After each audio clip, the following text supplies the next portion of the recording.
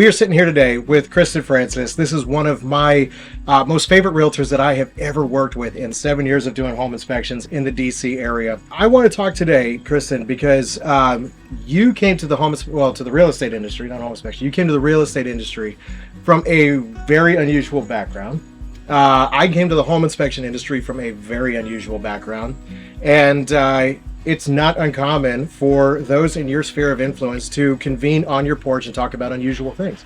Truer words were never spoken. Okay, first, what's the most unusual thing that has been discussed? Oh, I cannot disclose that. That'd be to kill you. Total breach of confidentiality. Absolutely. What happens on the porch stays on the porch. So as a realtor, you're also required to basically be a therapist as well, and a counselor. That's actually one of our taglines is free therapy with the purchase or sale of one home. I cannot confirm nor deny that I've ever received such therapy. But no, you can't confirm. You can confirm that you've received it. You cannot confirm if you've ever acted upon it. Right. Yeah. More importantly. Some have to learn the hard way. So on the old podcast, we used to do this thing called the drink of the day. So, Kristin, what are you drinking? This is a Sauvignon Blanc from New Zealand, which, in my opinion, I've never met one that I didn't like as long as it's from New Zealand. A Kiwi? Generally the Marlborough area, yep. So if it's a Sauv Blanc from New Zealand, I will drink it and I will be happy. And this is a mixture of Chad's bourbons. So I realize you mixed them. Well, one ran out. So. Oh, the 1792 was the first one. Yeah. And then what was the second one? I don't remember. It was brown. That'll do. Yeah, it totally works. But anyway, okay, so please tell all the viewers a little bit about your background and how you came to the real estate industry. Well, if I were working chronologically backwards, my last job in corporate America was working for a subsidiary of PBS, as in the television station. So my job was to sell television bandwidth for alternative use, not for sending TV programming. So we had to think up really creative ways to use television bandwidth and then sell it to people. So alternative use, what does alternative use even entail? Was that the original OnlyFans? I wish I would have been so wealthy. I would have needed to do really. Yeah, right. Yeah, it's only on after midnight. Yeah. Foot pictures. So if you've ever seen a digital sign, now billboards are digital. The McDonald's menu board is digital. Everything's digital. Mm-hmm. And so we were one of the pioneers in that industry too, and we would send the files to the digital boards. Or when the Sony Bravia TV was invented, after like 1,000 hours or something, it just went dark. Oh my God. It was like, oops, engineering failed. Because I think that was the first smart TV. And so they engaged us to send a software patch over the air to the televisions to do an update. Now this is... Don't tell all the people with tinfoil on their heads that you were sending signals to their TV. Yeah, it was under the cover of darkness. They didn't even know we were doing it. No idea. We're going to fix that before anybody notices. But anyway, so that was my last corporate gig, and I loved it. It was, and my boss, she was my mentor, and I still call her to this day to thank her for everything that she taught me. She was CEO, and she was like the character in The Devil Wears Prada, where she's the fierce one that was always immaculately dressed but kind of terrifying. Is that where you get yours? No, I'm kidding. I'm her now. Yeah, is that it? Yeah. I am Meryl Streep's character in The Devil Wears Prada, and I'm no longer the spring chicken. So she invited me to the C-level table, and I just learned at her heel, and I watched her fiercely negotiate with these incredible executives, all the good old boys club, Motion Pictures Association and big wigs within the television industry. And she was unrelenting, and it was fabulous and amazing. And I feel like I got my master's degree just working for her and understanding what she did. And now I am a fierce strategist and negotiator because of what she taught me. So by the time I left corporate America, I had my first child in 2012. And that's when I ended up leaving corporate America. But I bought my first house in 2004 when I was 24. And I sold it for $100,000 profit 2 years later, which was unheard of. And when I first bought the house when I was 24, all my friends said, "How the heck did you do that?" And so I taught them. I said, this is how I did it. And then I literally went and I looked at houses with them. I hooked them up with lenders. I did all the things that I do now as a real estate agent. And then it took me a long time to realize that I could get paid for that. So I finally got my real estate license when I bought this house in 2009, and my realtor said, wow, you'd make a great agent. And I was like, okay, cool. And so I went and took a test. I ended up getting a client right away, just by happenstance. So I said, well, I'll sell a house here, sell a house there. I was a part-time agent, no big deal. And when I decided to leave corporate America so my son was just about a year old when I left, and I said, well, I've got this real estate this real estate license. It's basically a degree. Totally the same. I'll just, I'll sell a few houses, and I'll do a little bit of marketing consulting, and I'll just make some lifestyle money, and I'll stay at home with my baby. And what happened was I was really good at the mom part, but I wasn't good at the staying at home. So I had way too much time on my hands with my little worm of a baby who was just looking at me, and then I would, get myself into trouble. So I ended up seeing a lot of friends, and I accidentally built a real estate empire. And that led to Accidentally by Design. Yep. Which is now a side passion project of yours. Yep. And Imagination Generation. Yep. And can you talk a little bit about what those are? Accidentally by Design is the moment that I realized that I already had the life that somebody's building a house. It's what we do. Okay. Sell them, inspect them, and apparently that guy built them. Yeah, I guess he forgot what time it is. You're supposed to quit building. What's the? Oh no, it's supposed to be 4:17. Yeah, it's not there. Anyhow, don't tell them what time we're drinking. It's 5 o'clock. Somewhere east. So I realized I already had the life that I wanted when I was comparing myself to somebody who sold more than me, and I was lamenting that I hadn't met a particular goal until I looked at my life at the request of my coach and realized that I was literally living what everybody strives for by the time they're 70 something. And so now I travel around the country and I teach people how to have a life and have a thriving business, and how to use one to build the other. So we work so that we can play, and Imagination Generation is the other side of that. So that's the charitable organization for all of the business owners, not just real estate agents, but any business owner, to build a business of significance for wild generosity. So we're out there being community participants and engaging into charitable projects, humanitarian efforts. Then our community knows us, likes us, trusts us, wants to do business with us.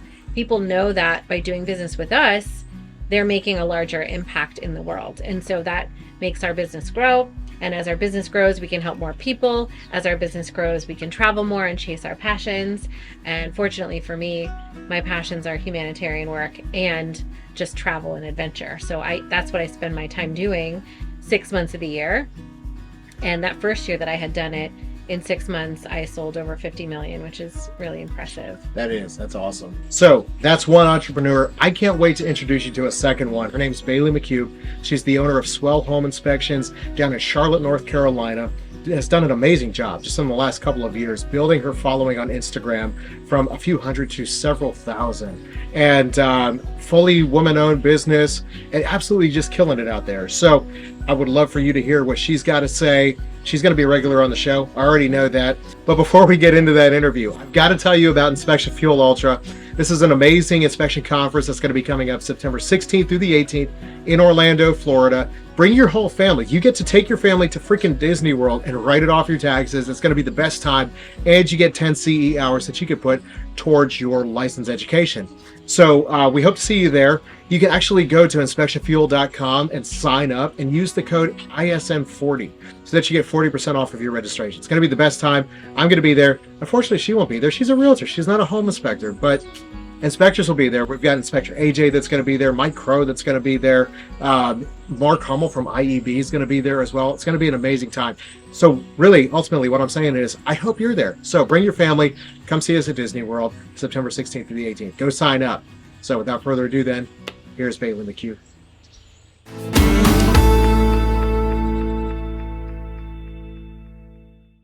Bailey, I have wanted to hang out with you, whether in person or virtually here for quite some time, just because you have really started to make a name for yourself in the inspection industry up there in Charlotte. So, how's everything going for you today in the inspection world? Oh, everything's great. I don't get many mornings to just sit on my couch and connect here, so I'm pretty stoked for this. Yeah, a little bit slower this time of year, or just a Yeah. nice, relaxing morning. You can have your third cup of coffee today. Yes, relaxing morning. I just chose to block it off so I could have time to do this and drink my coffee. So yeah. Well, fantastic. Well, I'm so glad that you made the time to be on. Seriously, this is going to be fantastic. So, you told me that you have kind of an interesting story for how you came to the inspection industry. So, for the viewers and listeners, I would love if you would share a little bit about yourself and kind of what you did before you got into home inspections and what brought you to it. Yeah, so it is pretty unusual, I guess. I don't have a inspection or construction background at all. I was actually when I graduated college in 2015, I became a flight attendant because I just knew that I did not want to be behind a desk and I wanted flexibility, and of course I just wanted to travel. So that was kind of a fun job to have when I was 22, right out of college. But it's just started to get worse and worse as time went on, and I wasn't happy doing what I was doing. And of course, I got furloughed during COVID, so I was stuck sitting on my couch doing absolutely nothing. And again, I was in the same position where I was like, I don't want to be behind a desk. So I had a lot of friends in real estate, and they suggested that I become a real estate agent. And at first I was like, well, that would be cool. Like I would, probably do pretty well. But then started thinking and I was like, I don't think I'll be happy doing that. I'm not really, I don't want to, no offense to any real estate agents. I have all the respect in the world. I could not do their job. But I just wanted to provide a service and I wanted to use my hands and I wanted to be my own boss and have that flexibility. And my friend who I got into real estate with, she was just like, well, why don't you become a home inspector? And I just never even thought that that was a thing. Like it was just like so far out there. And I started to do the research and I was like, this would be pretty cool. And my dad is, he's, I wouldn't say he's into construction, but he's so handy. He has always fixed everything himself, and I've always watched him do that. And I was like, I could do this, and maybe he could help me. He has like a wealth of knowledge. So I ended up doing all the research and figuring out that I could just do the training and teach it to myself. And as soon as I started to do the training for home inspections, I really enjoyed it, and it was something that I was able to learn and really get into. And once I did the field training, I loved it even more, and I was so happy doing it. So after that, North Carolina is has its own standards, and I took the state exam, and I ended up passing it by half a point. So I was shocked. But You said I worked. first time too, right? What was that? You said you passed the first time too, right? I did pass the first time. Yeah, I made it my life. I mean, I didn't have a job. I treated it as my 9 to 5. It's all I did is I just consumed myself into learning it. And I think that was easy because I loved it so much. And of course, after I passed, I had the option to either partner with somebody or work at an inspection firm, which there's a lot of those in Charlotte, or I could go out on my own and I really just went and did it myself. I started my LLC and I had networked like crazy, and I basically was just faking it until I made it. I was looking busy on all socials, and when really I was just like taking videos at my parents' house and just really trying to, like I said, put myself out there. But I did shadow a couple people for a few months, and then I ended up getting so busy to where I couldn't shadow anymore, and that's how I ended up here with Swell Home Inspections. That's awesome. So Swell is your startup, right? Yep. Okay, fantastic. Now, was there anybody in the industry that you kind of leaned on for information or looked to for advice when starting it? Or is this strictly your own kind of entrepreneurial chops that's kind of helped to put you where you are? As far as entrepreneurial, it was kind of just me. Like I really did do all of my marketing my own. I formed the LLC myself. I came up with all of the I really work hard on Instagram to get my name out there. But as far as guidance in the home inspection industry, I really kind of leaned on Floyd Gibbs. I'm not sure if you are familiar with that name, but he was my instructor in training, and he's with Inspection Certification Associates, and he's incredible. I mean, he gave me a lot of guidance with home inspection industry and how to navigate it. So I'm thankful for him as well. Kind of promoting yourself on Instagram, what are some of the biggest things that you've learned? Did you look at any resources to kind of learn how to do that, or just kind of jumped in and figured, more is better? And, is that really what helped you, or? Yeah, I kind of did a lot of trial and error with Instagram. When I first started, I was just posting pictures and stories, and I actually started doing a lot of quizzes, and I got so much feedback from posting quizzes on my Instagram story. Like I would post a picture of like a plumbing pipe and just ask, what material is this? And a lot of realtors and home buyers loved that because they learned something from it. And I got a lot of good feedback on doing that. So when I first started on Instagram, everybody was like, I love your quizzes. Like, I can't wait for the next one. I never get them right. And then after I post the quiz, I would post like an information story and just explain the answer so that people could learn. So I think that was huge when I first started, but I would just follow every realtor in Charlotte on Instagram. Like I was probably so annoying. And I wouldn't spam, but I would make sure that they knew that I was there because that was my platform. And I would, probably message like 100 realtors a day, and I got maybe 3 responses. And I just kept doing it until it worked. And eventually I would just ask them to get coffee and introduce myself. And that went a long way, really. And now I just post reels, and I do it at least every other day. And that gets me pretty far. So No, that's awesome. So you can kind of lean more on the reels now, or do you still kind of do the grassroots networking with realtors in your area? Do you still do the coffee thing, or? um, I'll do coffee when I have time. Or, it's kind of switched, which is crazy, where they're reaching out to me now. So that just shows to me that what I'm doing on Instagram is working because I used to be blowing up their DMs, and now they're coming to me. So of course, if somebody wants to get coffee with me, I'm always open to doing that. But yeah, it kind of is cool to see it switch like that. No, that's phenomenal. So the payoff then has, in all of that work that you did kind of in the beginning, they're now coming to you. And hopefully that's translated to home inspection. So when you started in your first year, how did you do versus where you're at now? I've almost, oh God, my first year, I have, I would say I've quadrupled my monthly inspections. I mean, my first year, I was probably doing like, I was lucky to get 3 or 4 a month. And it was slow. It was really hard to get my name out there. And it was hard to earn the trust of realtors. And I think now in my third year where I'm doing close to 30 inspections a month, it was it's really paid off with what I've done. And I'm getting referrals not only from realtors but also past clients and home buyers. So that's huge. No, that's fantastic in a short amount of time. That really is. So being a woman in the industry, and this is one interesting thing to talk about.